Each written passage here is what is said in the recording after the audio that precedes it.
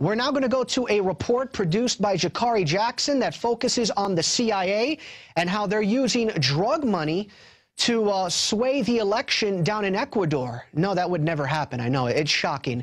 So over to you, Jakari. I'm Jakari Jackson for the InfoWars Nightly News. Now we have a story here breaking for the first time in the English language. Headline: CIA allegedly using drug money to overthrow Ecuador President Rafael Correa. Now the headline pretty much says it all, but we also have a video that goes along with this that documents a UK diplomat's concern for the issue. Realizó un diplomático inglés, Craig Murray, ex embajador del Reino Unido en Uzbekistán, quien sostuvo en su blog personal que la CIA estaría fraguando una operación secreta para evitar la reelección de Rafael Correa. Y para ello, según el ex embajador inglés, la CIA contaría con un presupuesto mayor a los 80 millones de dólares. Todo esto para evitar, de acuerdo al alto diplomático inglés, la gran pérdida sufrida por los intereses norteamericanos en Venezuela. And as we all know, this is not the first time the U.S. has used drug proceeds to fund their various operations.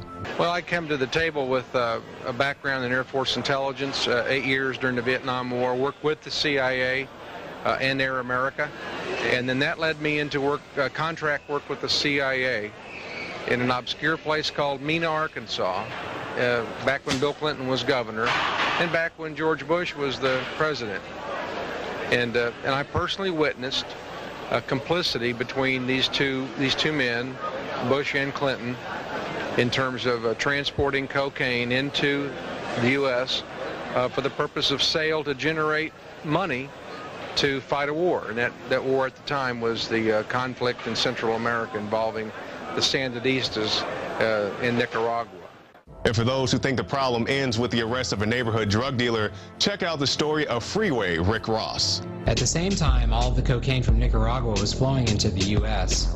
Freeway Ricky Ross was at his heyday. An investigative journalist by the name of Gary Webb uncovered a link that connected him back to the Nicaraguan Contra movement. In South Central, the buzzword was that the CIA was selling crack. I said, no, the CIA wasn't selling crack.